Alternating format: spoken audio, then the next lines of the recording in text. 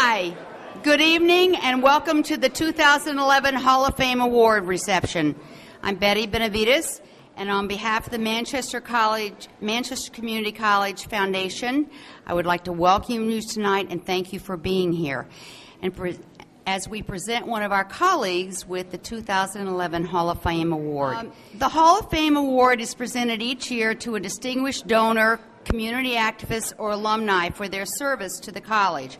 And this year, we're proud to honor Hans Weiss for both his service and commitment to Manchester Community College.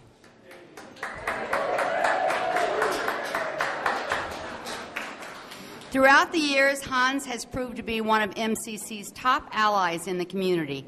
He supported the college through both service and financial donations and exemplifies what it means to be this year's Hall of Fame honoree. I really am glad to see everyone here this evening. It's really quite an event. Hans has been just this incredible artistic visionary. He's not only committed more than $100,000 to support the arts and students here at MCC, but he lends his name and his talents to the college on numerous occasions, from art exhibits to some of the donations of art that he's given us to this incredible gallery that bears his name. His generosity is just unbelievable. And in addition to those financial commitments, he dedicates his time. And he dedicates the time to the college, and it's for that I really thank you, Hans, from the bottom of my heart.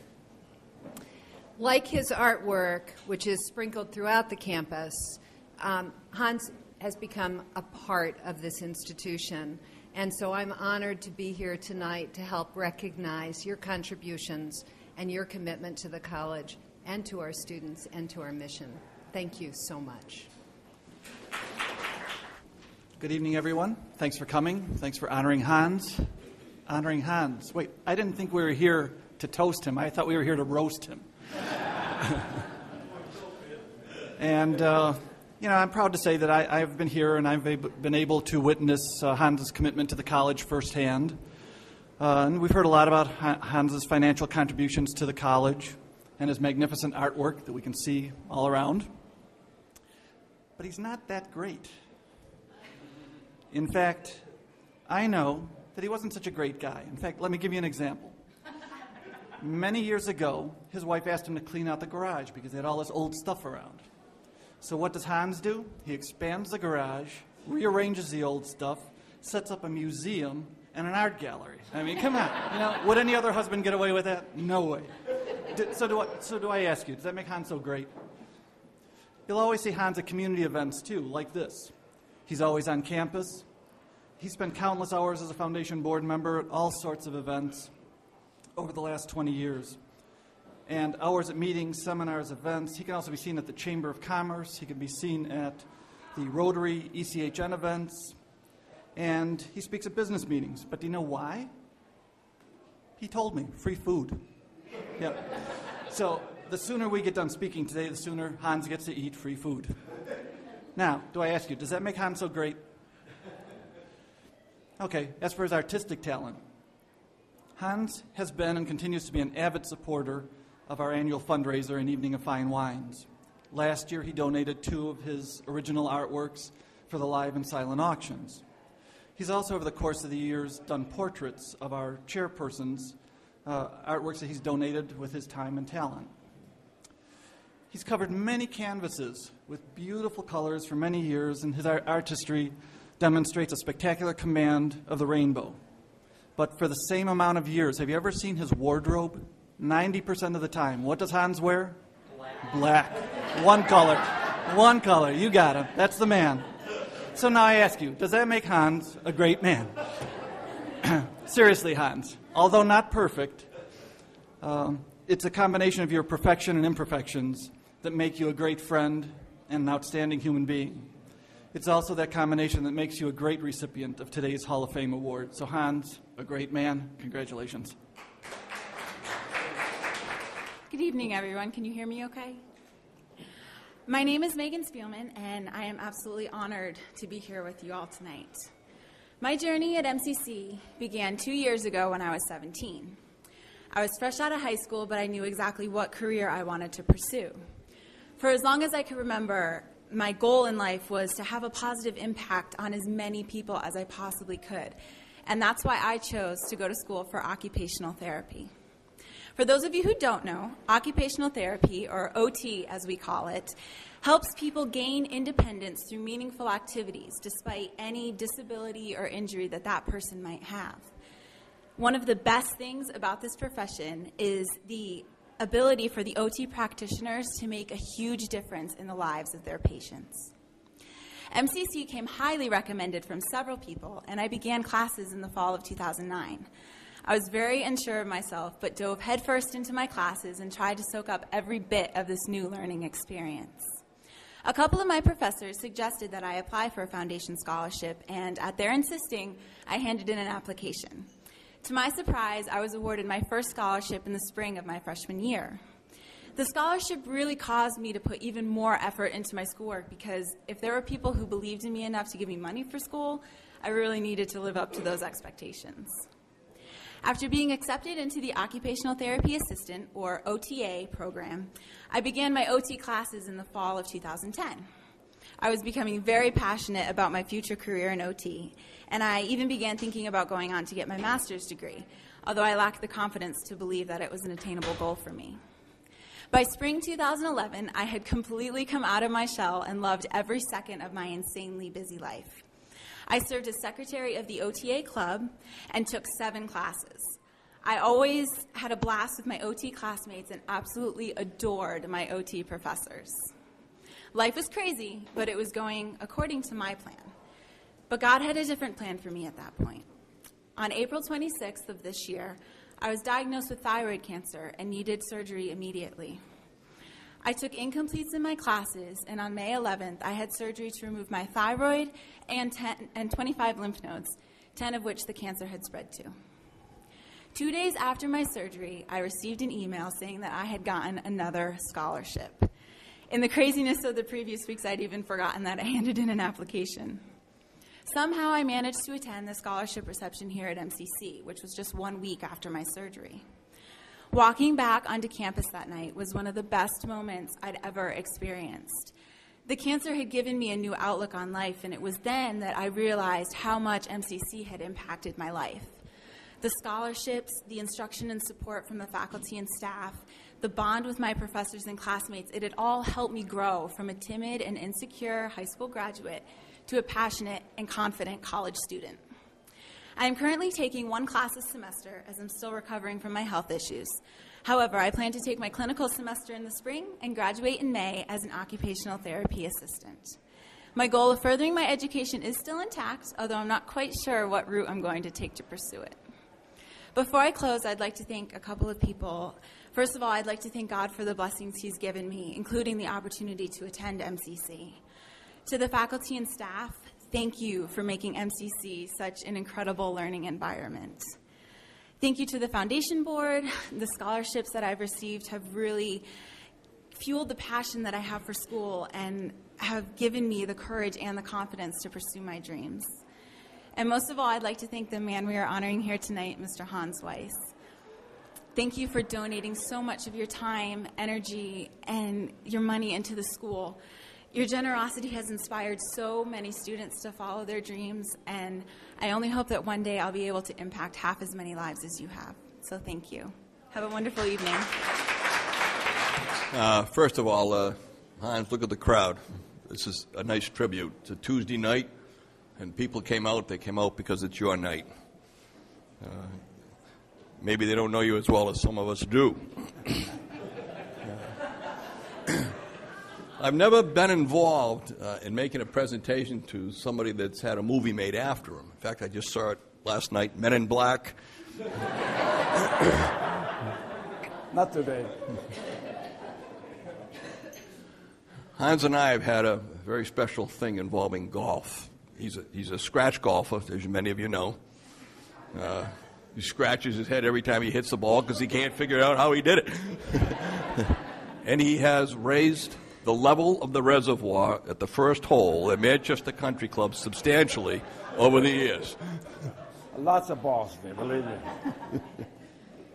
It is, it's a privilege for me as the state senator to be able to present a General Assembly citation in behalf of the General Assembly. There are a lot of things you do up there. There's a lot of time you spend up there. There is nothing better than going back to your own community for friends like Hans Weiss and being able to do something like this. And that's the beauty of being there. This is in behalf of the entire delegation. I can tell you it has been just an absolutely crazy day. Everybody is literally tied up. We have a session tomorrow, special session on two major bills before the state that should shape a lot of the future. And so everybody is somewhere, and I'm here on their behalf. So the General Assembly official citation introduced by Senator Steve Cassano from the 4th District and Representative Jeff Luxembourg from the 12th District, Jason Rojas from the 9th, and John Thompson from the 13th. Be it hereby known to all that the Connecticut General Assembly hereby offers its sincerest congratulations to Hans Weiss in recognition of your life accomplishments in the arts and humanities, as well as your generous philanthropy to Manchester Community College.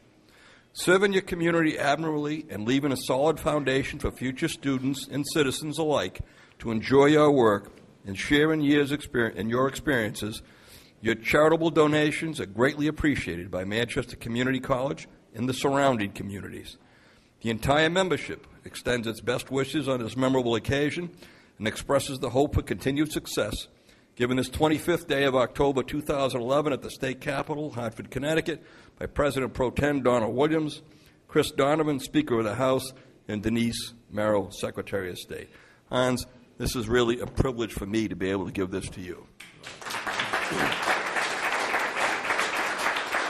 And let me say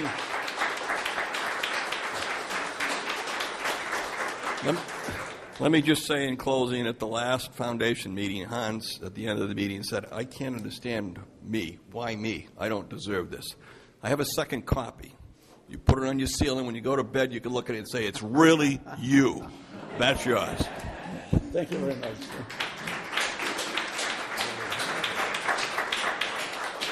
Thank you, and you need to stay right here because we have a few things for you.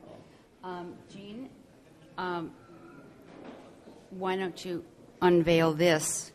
This is the plaque that goes up at the college that has Hans's name on it for the 2011 honoree.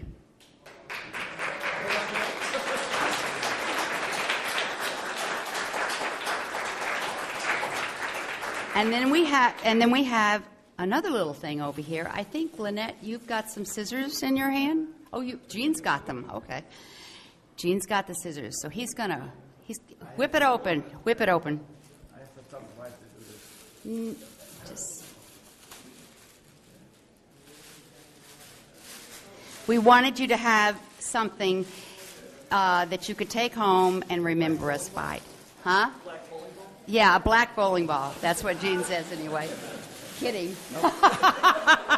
What's in here? Yeah, you can unwrap the whole thing. I mean, just put it on the table and unwrap it, and you can show everybody.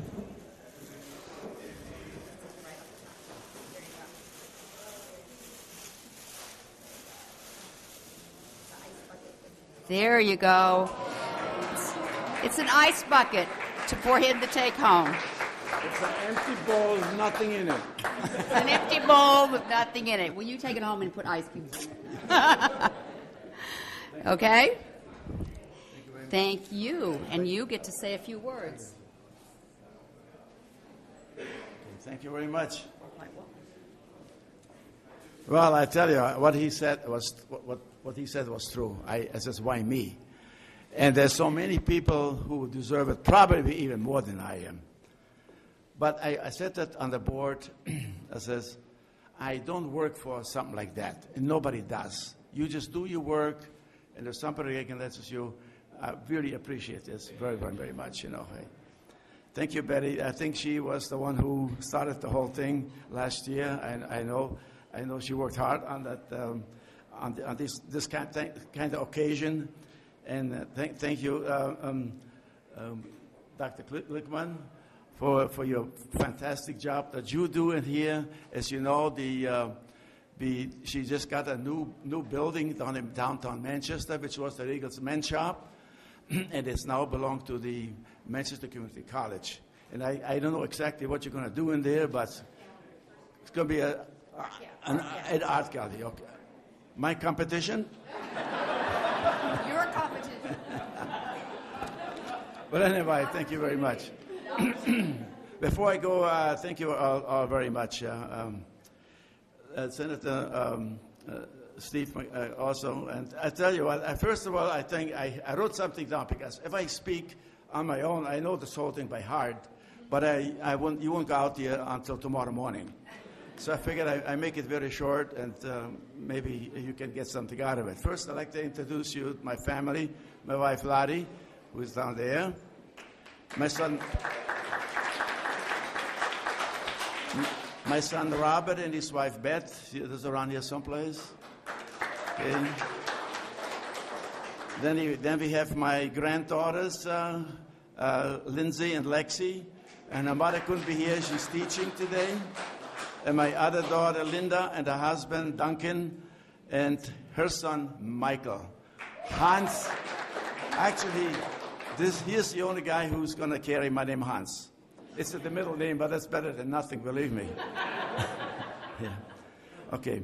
Dear guests and friends of Manchester Community College, I was surprised in getting this honor, and I thank the Hall of Fame committee, which Betty is part of it, who came up with this idea. I also must thank the Foundation Board to approve this. I will give you a brief history of my past, but I will not talk about some of the genocide and atrocities I experienced after the Second World War by the communists as a child. That would be for some other day. First of all, I was born, in a German-speaking family village in Slovakia, formerly Hungary.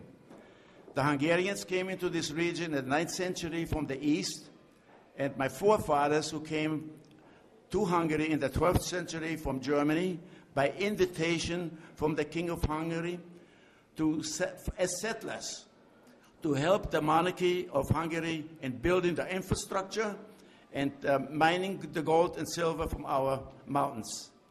We were known that time as the North Hungarian Germans. Then after World War I in 1918, the Czech army invaded my region, Hungary, and we all became Czechoslovakian citizens. Through the years, we became a minority, and the Slovak people became a majority. In 1945, all German settlers, approximately 150,000, compared to the Slovak people, who were about over 2 million people, who came from the Slovak people who came also from the east in the 6th century. But we always kept our German language since the 12th century, and I don't speak any other language except German. I don't speak very good English. And then after the First World War in 1918, we were then known as the Carpathian Germans, since we lived in the Carpathian Mountains, a region in Slovakia. By the way, the ship that first arrived at the sinking of the Titanic, the name was Carpathia. Then after World War II in 1945, with the communist occupation, all German-speaking people in Slovakia were rounded up by force, and we were put into concentration camps, which included my family and myself.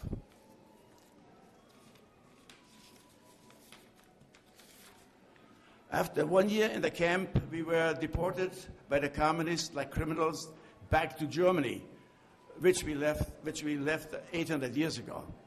We ended up in East Germany, which was also communistly occupied.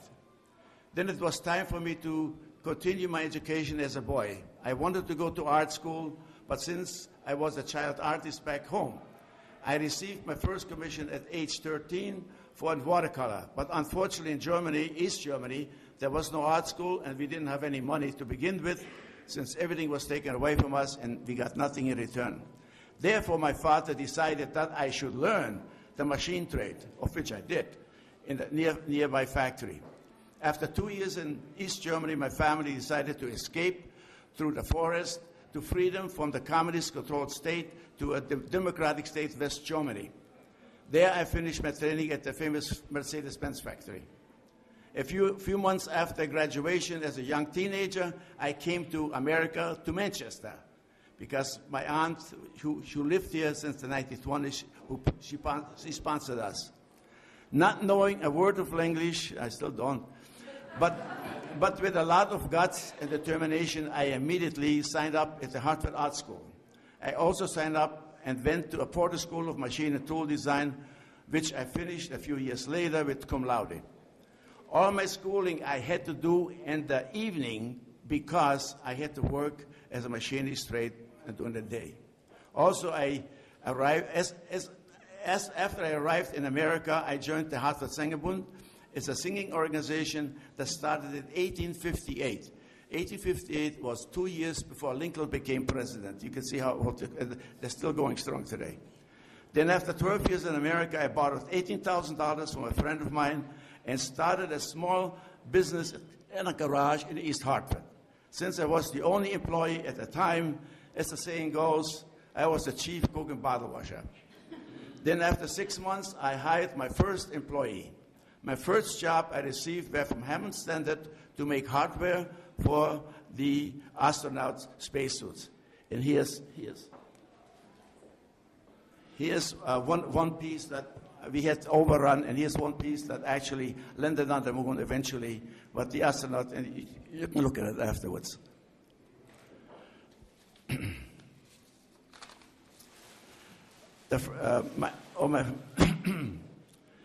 Then in 1967, RCA came to me and wanted to know if I could make a very complex antenna, which would be used for the first ever men landing on another planet, the moon, with Apollo 11 in 1969.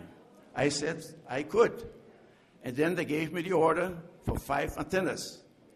But just before the RCA people left my office, which was tiny, we could hardly move around, one gentleman came close to me and put his finger on my shoulder and told me in a harsh way, "Hans, if you fail, we cannot go to the moon." Do you think this was pressure? But we finished the antenna on time. I believe it's still on the moon today, but most likely it doesn't work anymore today.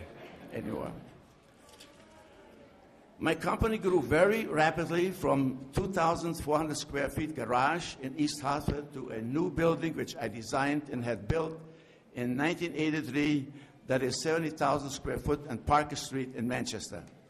In 1989, after 26 years in business, I sold my company where I employed 200 people at the time and went to New York to study art at the famous Art Students League on 57th Street. Sometimes later, I joined the Manchester Community College Foundation, where I sponsored many scholarships for needy students in the arts. I am still a member of this foundation as of today. In my lifetime, I painted even through my business years. On my last count, I have approximately 1,500 paintings, and I finished about 160 portraits. And I'm still going strong. My former business in Parker Street is now occupied by GE Aviation, which is part of a white world enterprise. At the time I started my business, I got help when I need help as a young entrepreneur. In return, I believe in helping others as well. I'm a donor of art and monetary gifts for various colleges and organizations for needy people all year round. Unless you are involved in giving, you cannot even imagine the joy of giving that one gets from. The money you contributed today is appreciated by the students of Manchester Community College, especially in this economy. And keep in mind, donations for needy students are needed now more than ever to help students become successful in their lifetime. When I came to America, I thought I landed in paradise, which was honest, good, the truth. But in time, with hard work and dedication, I achieved this goal. Thank you for coming. And on the way out, I will have for you something that you'll take home with you.